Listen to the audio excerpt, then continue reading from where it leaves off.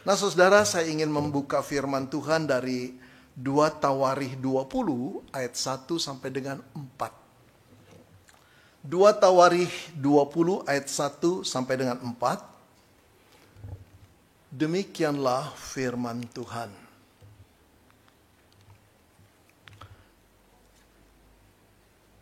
Sebelum membacanya saya beri ringkasan sedikit.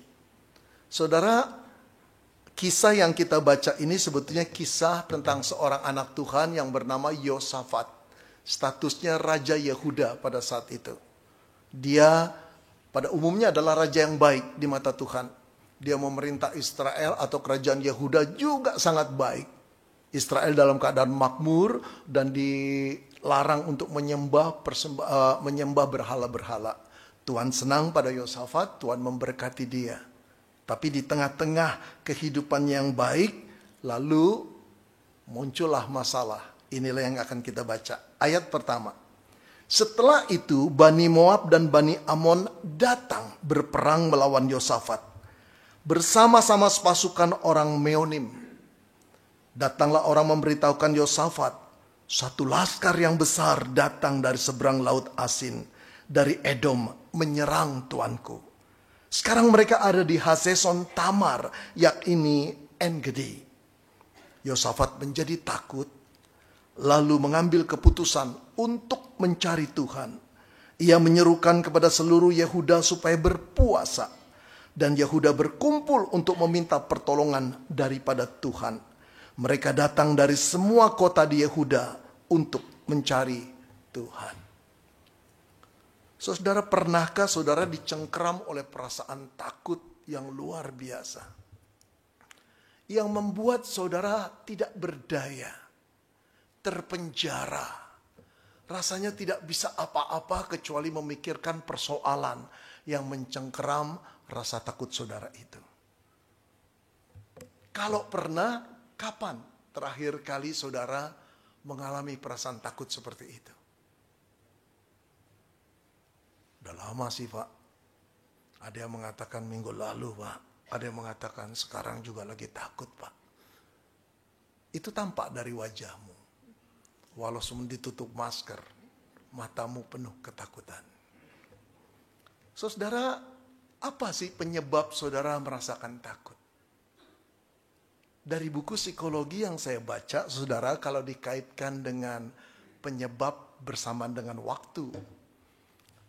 Saudara, penyebab rasa takut itu bisa yang pertama-tama muncul dari trauma masa lalu.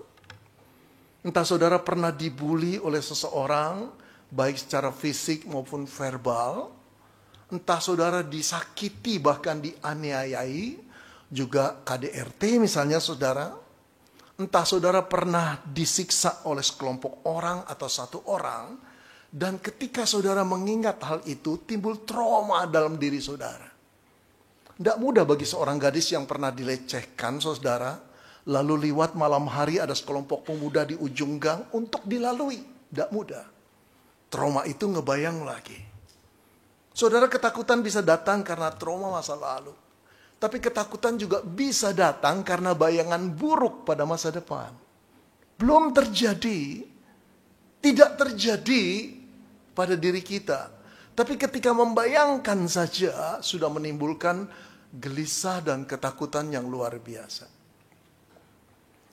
Saudara-saudara yang dikasihi Tuhan, ketika kita itu diperhadapkan dengan bayangan bahwa usia kita sudah makin meninggi, makin banyak, dan mungkin akan diberhentikan oleh perusahaan.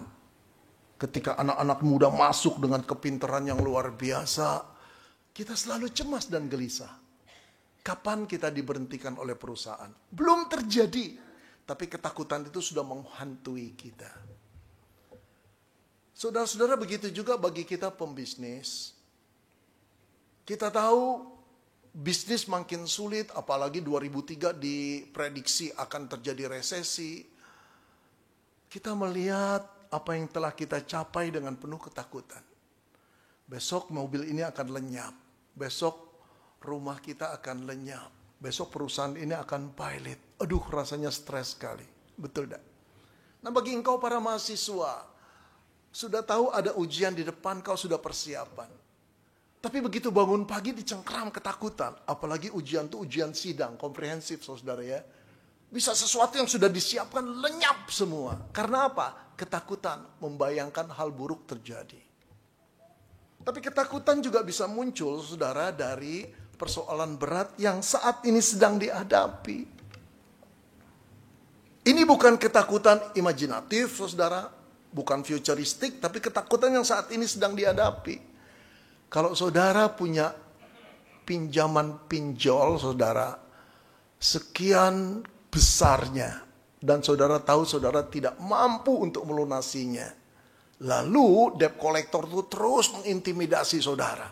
Dengan WA juga katakan video calling, menakutkan sekali.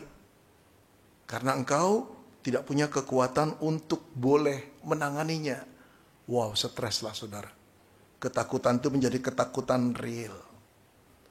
Nah saudara yang dikasihi Tuhan, kalau ketakutan itu dibiarkan dalam hidup kita, berlama-lama dalam pikiran kita, dia akan menggerogoti kekuatan kita.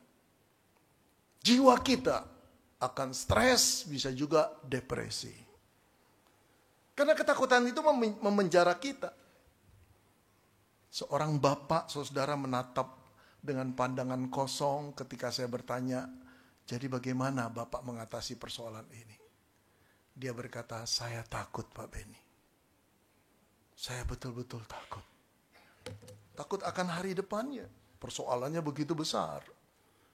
Saudara, seorang ibu masuk pada direct message di medsos saya dan berkata, Pak Pendeta tolong doakan saya. Satu hari saya cuma bertidur 2-3 jam. Kadang-kadang tidur jam 3, jam 4 subuh bangun.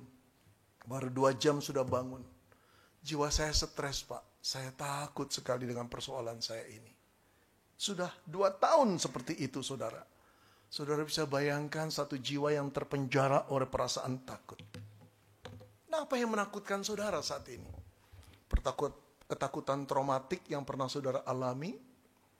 Ketakutan futuristik yang saudara bayangkan, atau ketakutan yang saat ini.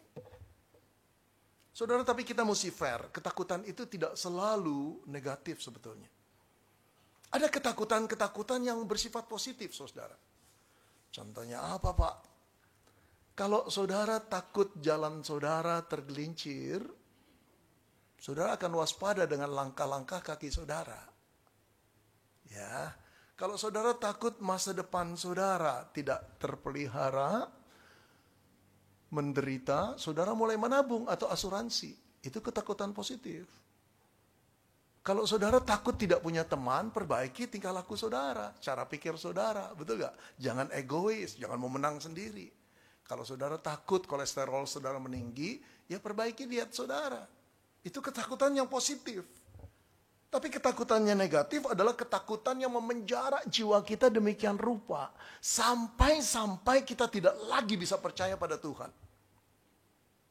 Berupaya demikian rupa, semakin berupaya semakin stres.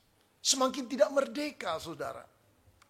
Nah, pada hakikatnya, saudara, habitat orang percaya itu bukan habitat di dalam tekanan, di dalam pemenjaraan, di dalam ketakutan. Tapi habitat orang percaya adalah habitat yang hidup di dalam kemerdekaan dari perasaan takut. Dan menikmati damai sejahtera Allah. Kalau sekarang ketakutan yang saudara alami adalah ketakutan yang memenjara saudara, yuk kita merdekakan diri kita. Gimana caranya?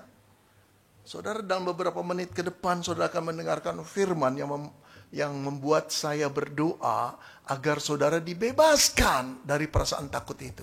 Dimerdekakan. Nah, mari kita ikuti saudara. Kembali ke ayat pertama 2 Tawarikh 20. Ke Raja Yosafat. Dikatakan demikian saudara. Setelah itu Bani Moab dan Bani Amon datang berperang melawan Yosafat. Bersama-sama sepasukan orang Meonim. Saudara lihat ini. 3 kekuatan militer dari 3 kerajaan saudara. Dari 3 bani. Nyampur jadi satu. Bergabung. Kolaborasi. Untuk apa? Untuk menyerang Raja Yosafat dengan kerajaan Yehudanya. Lalu orang datang melaporkan, ayat 2. Datanglah orang memberitahu Yosafat, satu laskar yang besar, benar-benar besar nih saudara, datang dari seberang laut Asin, dari Edom menyerang tuanku. Sekarang mereka ada di Hazeson Tamar, yakni En-Gedi. Kalau saya hitung-hitung saudara, En-Gedi itu jaraknya cuma 56 km dari Yerusalem, dari kerajaan Yehuda. Ini bisa dicapai dalam waktu 1 hari perjalanan, saudara. Dengan kata lain, 3 angkatan bersenjata ini bisa saja setiap waktu menyerang kerajaan Yehuda. Menghabiskan hidup Yosafat dan keluarganya. Dan seluruh rakyat dibantai habis. Bisa.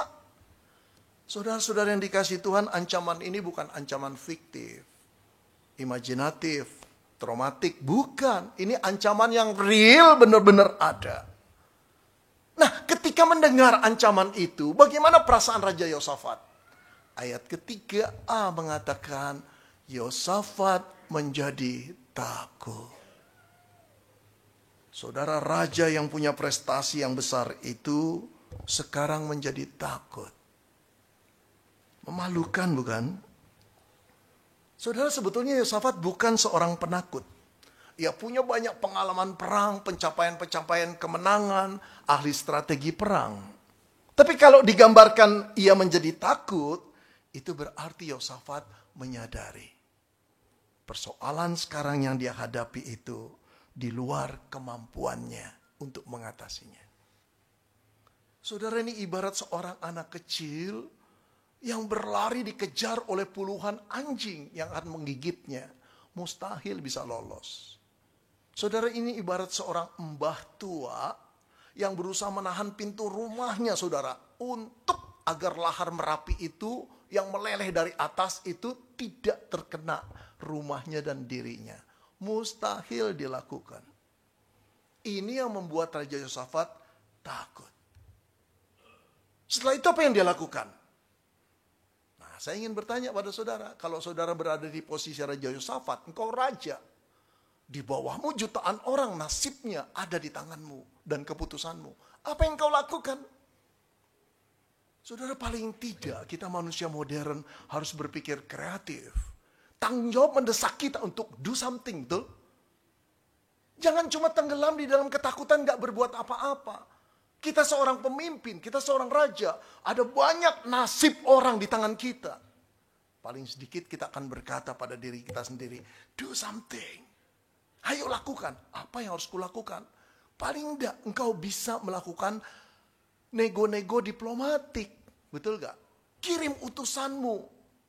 Mumpung 3 bangsa itu belum menyerang. Ayo ajak mereka nego. Tentu saja bawa ini bukan? Bawa upeti yang banyak. Bujuk mereka. Katakan kita adalah kawan. Kenapa kita harus berperang? Oke lah, nanti tiap bulan aku kirimkan emas, perak, apa yang kalian ingin. Yang penting selamat dulu, betul gak? Bisa dong dilakukan seperti itu.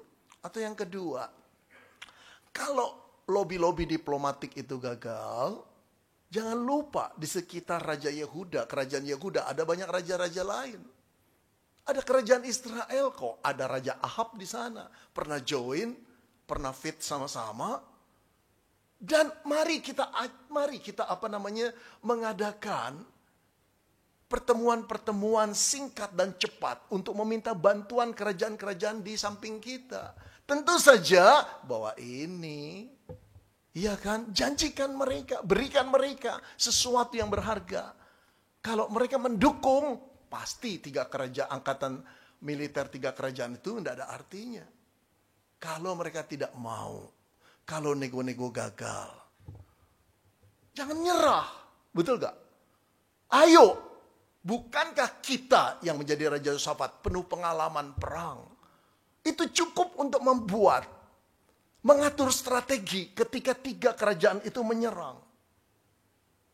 Siapkan angkatan militer kita, siapkan rakyat kita, atur strategi untuk mengalahkan mereka. Paling tidak mati sama-sama. Saudara-saudara, ada yang bisa dilakukan oleh Yosafat, bukan? Cuma sekedar takut, gak berbuat apa-apa. Apa artinya? Tapi mari kita lihat, setelah Yosafat jadi takut, apa yang dia perbuat? Ini dia. Lalu Yosafat mengambil keputusan untuk mencari Tuhan. Aduh, saudara, sepintas lalu keputusan Raja Yosafat ini seperti keputusan orang yang sudah putus asa deh. Yang tidak tahu lagi apa yang harus dilakukan di tengah-tengah masalah yang begitu berat mengancam dia dan rakyatnya. Mosok mencari Tuhan. Lakukan sesuatu, Yosafat. Jangan mengalihkan perhatian mencari Tuhan. Tahu sih ada Tuhan. Bagus cari Tuhan. Tapi di depanmu masalah yang berat. Bukan cuma doa. Betul gak? Tapi saudara tahukah, saudara? Tindakan yang nampaknya bodoh, konyol, gak karuan ini dari mata orang dunia. Justru ini adalah tindakan hikmat yang paling tepat. Kenapa begitu, saudara? Saya akan bahas di ayat selanjutnya, saudara. Saudara, ayat 3C dikatakan begini. Di ayat 3C, saudara, ia menyerukan kepada seluruh Yehuda supaya berpuasa. Seluruh rakyatnya di Yehuda berpuasa. Dan Yehuda berkumpul untuk meminta pertolongan daripada Tuhan. Mereka datang dari semua kota-kota di Yehuda untuk mencari Tuhan. Dalam keadaan negara itu terancam, bukan strategi militer yang dia kuatkan. Tapi meminta rakyat datang ke alun-alun, berdoa dan berpuasa. Saudara, langkah yang nampaknya bodoh ini sungguh langkah yang paling tepat. Ayat kelima. Lalu Yosafat berdiri di tengah-tengah jemaah Yehuda dan Yerusalem di rumah Tuhan, di muka pelataran yang baru, dan berkata, lihat doa Yosafat. Ini menunjukkan hikmat yang luar biasa. Ya Tuhan Allah nenek moyang kami. Saya ingin berhenti sampai di situ dulu. Frasa penyapaan Tuhan, ya Tuhan Allah nenek moyang kami. Siapa sih nenek moyang Yosafat itu? Nenek moyang Israel. Jawabnya Abraham. Siapa sih Abraham itu? Seorang kafir yang ada di Ur Kasdim. Yang dengan kasih karunia Allah dipanggil keluar. Dari negeri dirinya, dari negerinya, dari rumah bapaknya, dari sanak familinya. Untuk ke tanah Kanaan. Tanah yang dijanjikan Tuhan. Dengan satu janji yang luar biasa. Dari keturunan Abraham kelak akan lahir sebuah bangsa. Dan dari keturunan Abraham kelak, seluruh dunia akan mendapat berkat. Padahal saat itu Abraham sudah tua. Dari perkawinannya yang sekian puluh tahun tidak menghasilkan anak. Ini betul-betul janji yang mustahil. Tapi Abraham percaya kepada Allah yang memanggilnya. Nah, sekarang Yosafat mengingatkan, Allah nenek moyang kami. Artinya apa? Hai Allah Abraham. Allah yang pernah berjanji bahwa dari keturunan Abraham seluruh dunia akan mendapat berkat. Ini kaitannya apa dengan pengepungan 3 kekuatan militer dari 3 bangsa itu? Saudara, Yosafat mengingatkan, seolah-olah mengingatkan Tuhan, bukan? Tapi penyapaan itu juga mengingatkan dirinya. Dia Allah yang berjanji. Mengingatkan Israel. Dia Allah yang berjanji. Bahwa dari keturunan Abraham. Yang jadi kerajaan Yehuda. Itu tidak akan musnah. Sebab bangsa-bangsa belum mendapat berkat dari keturunan Abraham. Saudara-saudara, pada akhirnya kita mengerti. Lebih mengerti dari Abraham. Lebih mengerti dari Yosafat. Yang dimaksud dari keturunan Abraham itu adalah satu pribadi. Yang akan datang ke dalam dunia dan memberkati dunia dengan penebusan yang dia lakukan. Orang itu adalah Yesus Kristus, Sang Mesias. Saudara, kalau kita berkumpul di sini, kita telah menerima janji Allah kepada Abraham untuk menjadi berkat bagi seluruh bangsa. Melalui Yesuslah kita diselamatkan. Melalui Yesuslah kita ditebus. Melalui Sang Mesias itulah kita mendapat keselamatan. Jadi saudara luar biasa bukan? Yosafat tidak ragu bahwa dia adalah pribadi yang berjanji dan tidak akan mengingkarinya. Ini penting untuk melenyapkan rasa takut kita. Kita membutuhkan satu pribadi yang bukan cuma berkuasa, tapi maha kuasa. Bukan cuma dahsyat, tapi terdahsyat. Bukan cuma tidak ada lawannya, tapi tidak tertandingi. Allah jawabnya saudara. Ini bukan berarti kita tidak boleh meminta bantuan kepada teman-teman kita, keluarga kita, manusia yang lain, atau kenalan, atau pejabat. Boleh. Tapi Allah lah pribadi yang pertama-tama harus kita datangi. Harus kita percaya. Izinkan dia yang mengatur segalanya. Jalan keluar yang dia buat itu akan sungguh-sungguh tepat bagi kita yang dalam kesulitan. Dalam ketakutan. Lalu saya lanjutkan lagi saudara. Di ayat yang ke-6, Abraham meneruskan begini. Ya Tuhan Allah nenek moyang kami, bukankah Engkau Allah di dalam surga? Tanda tanya. Jawabannya adalah, ya betul, aku adalah Allah yang di dalam surga. Lagi. Ada bukankah, pasti jawabannya ya betul, ya betul. Oke, saya akan perlihatkan. Ya Tuhan Allah nenek moyang kami, bukankah Engkau Allah di dalam surga? Jawabnya betul, aku Allah yang di dalam surga. Menunjuk apa sih? Surga itu satu tempat kudus yang tidak pernah dicapai oleh ilah-ilah lain. Oleh dewa-dewa, oleh Allah-Allah lain. Hanya Allah yang tertinggi dan terkudus ada di sana, Allah Yehova. Dengan mengatakan bukankah Engkau Allah di surga, itu mengacu pada oknum tertinggi. Oknum inilah yang dikejar oleh Yosafat, tempat dia mencari pertolongan. Lalu dikatakan lagi, bukankah Engkau memerintah atas segenap kerajaan? Betul, aku memerintah atas segenap kerajaan. Kalau Allah yang memerintahkan, kalau Allah yang mengatur, tidak ada satu bangsa pun yang bisa mengalahkan Israel, bukan? Lalu dikatakan, kuasa dan keperkasaan ada di dalam tanganmu, sehingga tidak ada orang yang dapat bertahan melawan Engkau. Betul. Tidak ada satupun yang bisa menandingi kuasa Tuhan. Jadi dengan sangat berhikmat, Yosafat lari pada pribadi yang tertinggi, terdahsyat, tak tertandingi. Pribadi itu merupakan the key person, orang kunci yang bisa menyelesaikan masalah segala-galanya. Wow, ini berhikmat sekali saudara. Saudara, ini pelajaran buat kita. Jangan lupakan Allah. Jangan terlalu cepat untuk mencari sandaran-sandaran ke tempat lain. Tapi lari dahulu, carilah Tuhan.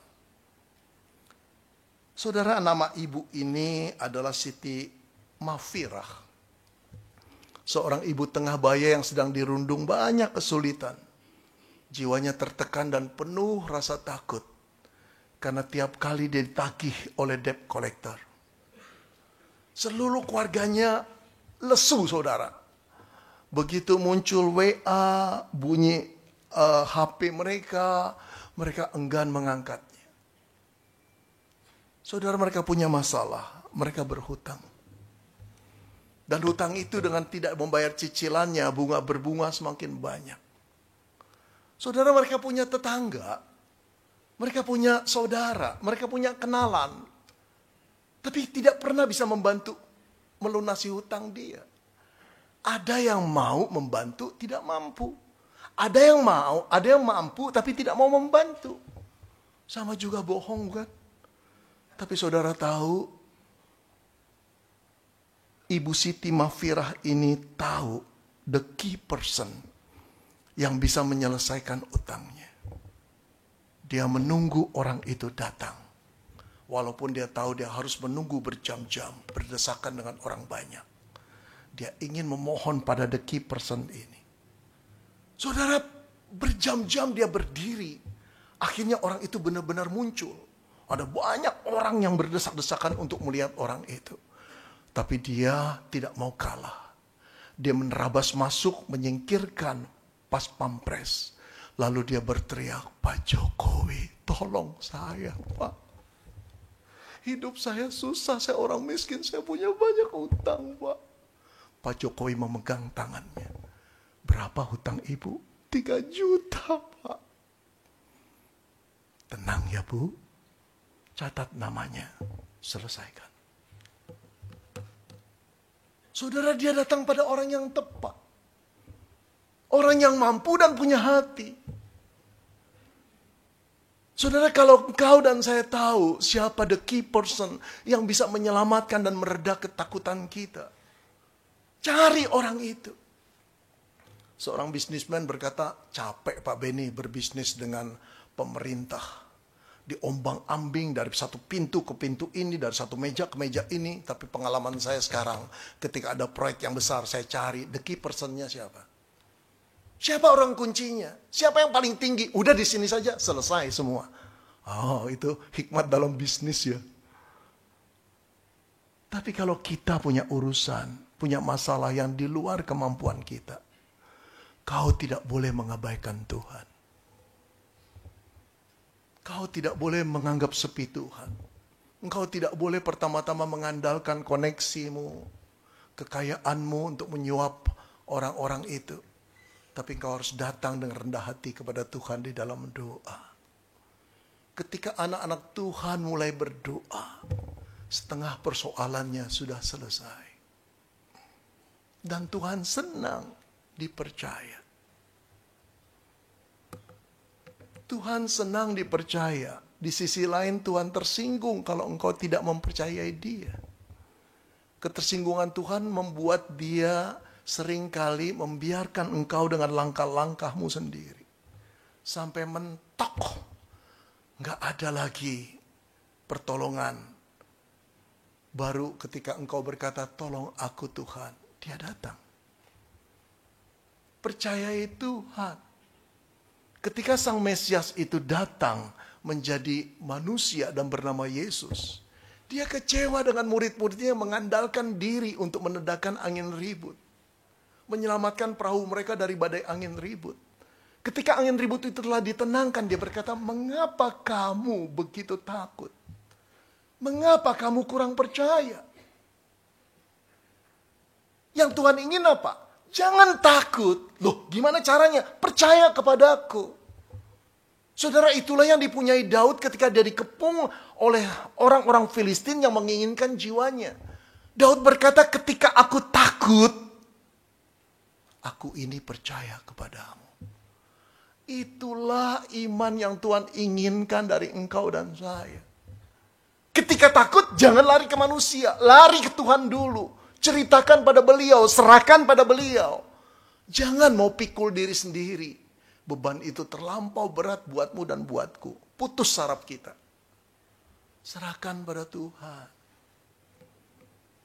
Saudara, saya pernah jalan-jalan sama Ibu Mega. Di satu mall, saudara. Pasar lah begitu ya. Crowded sekali. Banyak orang di sana. Jalannya sampai sempit, saudara. Setelah muter-muter lelah, saya berkata sama Ibu Mega, kita minum dulu yuk. Capek jalan terus. Kami cari kafe, kemudian minum. Waktu minum asik-asik, ada satu pemandangan atau satu kejadian yang menarik perhatian kami. Ada 3 orang barat, suami, istri. Suaminya tinggi besar, istrinya cantik. Satu putri mereka berumur kira-kira 5 tahun lah, saya terka. Sedang berjalan di tengah kerumunan orang yang begitu banyak. Yang menarik adalah apa yang dibawa oleh sang putri kecil itu. Yang berumur 5 tahun. Koper yang berat ditaruh di kepalanya. Saya percaya koper itu baru. Kosong pasti ya. Tetapi tidak mudah untuk anak umur 5 tahun, gadis kecil, untuk berjalan menerobos keramaian itu. Saya perhatikan dan saya colek Ibu Mega, lihat itu. Berkali-kali bapaknya begini. Pasti kata-katanya adalah, ayo nak, serahkan sama papa. Ayo serahkan. Nggak mau. Yang namanya orang barat, ya nggak apa-apa itu keputusan kamu. Tapi saudara tahu begitu dia berjalan 1 langkah, terdorong 3 langkah ke belakang. Lalu mulai lagi dengan langkahnya, terombang-ambing ke kiri dan ke kanan. Dalam hati saya keras kepala juga ya. Tapi biasanya kalau orang wanita yang keras kepala besok jadi pengatur rumah tangga yang baik. Dan juga bisa menjadi Perdana Menteri seperti Margaret Thatcher.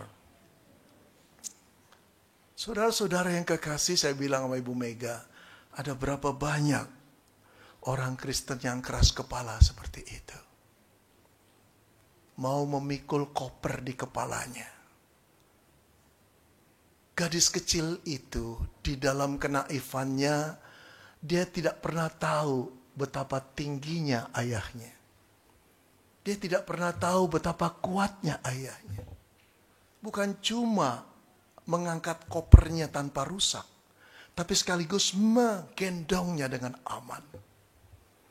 Saudara, engkau dan saya punya Bapa yang terdahsyat, tak tertandingi dan terkuasa.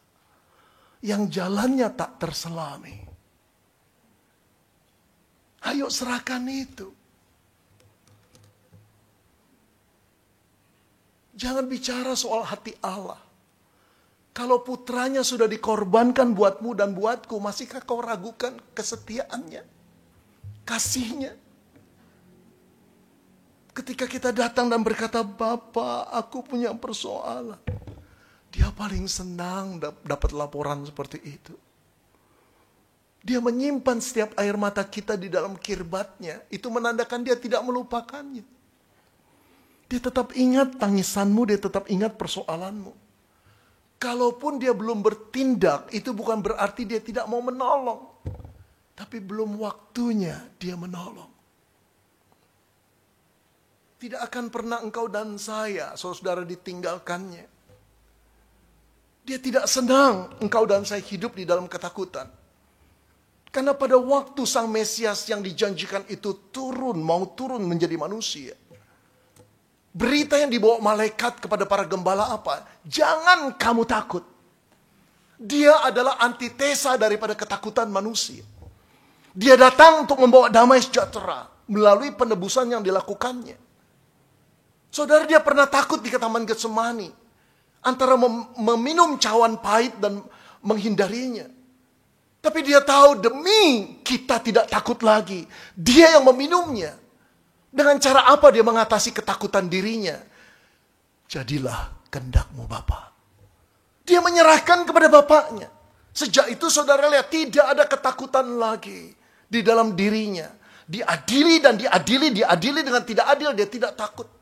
Seluruh siksaan dan caci makian dia tidak takut. Pada akhirnya dia berkata, telah selesai.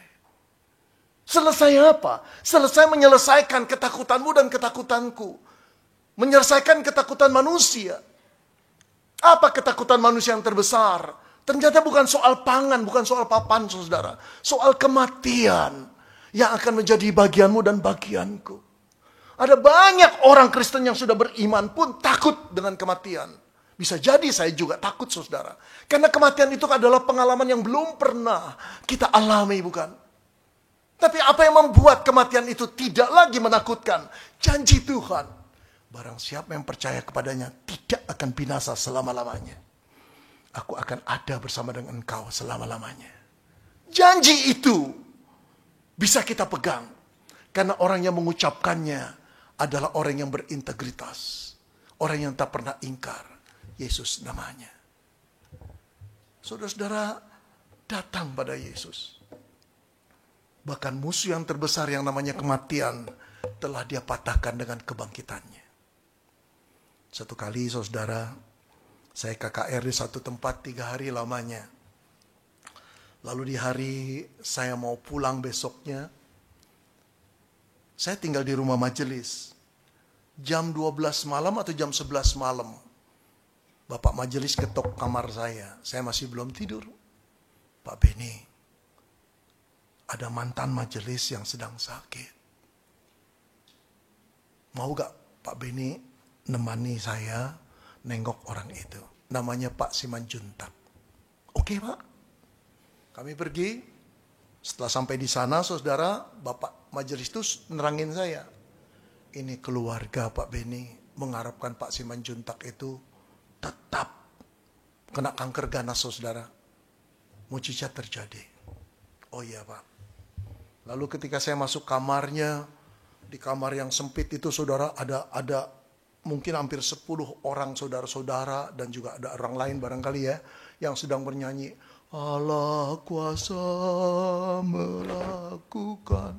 Ayo jangan berhenti, nyanyi terus. Pak Simanjuntak terbaring, orangnya pucat pias, kurus. Lalu majelis itu bilang, Bapak Ibu bisa gak berhenti dahulu? Ini ada pendeta Beni yang mau bicara sama Pak Simanjuntak. Mereka diam, rasa tidak senang pujian mereka diberhentikan. Lalu saya ngobrol, Pak Simanjuntak, saya pendeta Beni Solihin. Gimana perasaan Bapak? Lalu cerita, sakit semua Pak. Kalau saya ingin doakan Bapak ingin minta apa dari Tuhan? Saya ingin pulang Pak. Oh, sementara saudara-saudaranya maksa untuk pemulihan terjadi, maksa kesembuhan terjadi, maksa mujizat terjadi. Pak Simanjuntak yang didoakan berkata, saya ingin pulang Pak. Saya berkata, pulang kemana? Ke rumah Bapak. Bapak yakin Bapak akan masuk surga? Saya perlu bertanya demikian kan? Untuk kesempatan menginjil terakhir kali. Yakin Pak. Gak ada tempat lain, saya akan pulang ke rumah Bapak. Kenapa Bapak yakin? Bapak orang baik? Dia diam. Saya orang jahat. Tuhan Yesus yang baik. Dia nangis. Wow. Bapak tidak takut meninggal dunia? Karena janji Tuhan saya pegang. Saya tidak takut. Saudara-saudara, setelah saya doakan, Tuhan Engkau mendengar permintaan permohonan anakmu Bapak Simanjuntak. Dia ingin pulang ke rumahmu. Setelah amin, saudara, saya lihat wajah saudara-saudaranya gak senang sekali. Kok pendeta kayak gini didatangkan? Memang beda sendiri karena lulusan saat sih.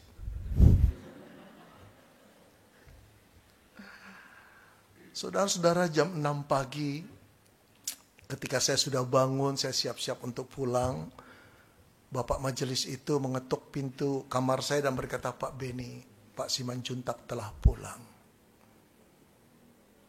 Hampir 1 tahun didoakan buat sembuh. Tetapi permintaan terakhir Pak Simanjuntak pulang. Apakah ada ketakutan? Kekuatan percaya pada Tuhan bukan cuma kekuatan yang tahu bahwa Dia menjamin hidup kita di dunia ini, tapi sampai nanti kita pulang, kekuatan itu membuat kita damai, bukan karena kita baik, tapi karena Dia baik dan tetap pada janjinya. Jangan takut saudara akan trauma masa lalu. Jangan takut membayangkan masa depan. Jangan takut pada masalah yang sedang kau alami. Bahkan pada saat kita divonis terminal illness, Tuhan tetap setia. Dia mampu menghilangkan ketakutan kita dalam menghadapi persoalan yang sangat menakutkan bagi manusia. Kita bisa berkata, di dalam-Mu Tuhan aku tenang. Di dalam-Mu damai sejahtera-Mu menjadi bagianku. Mari kita berdoa.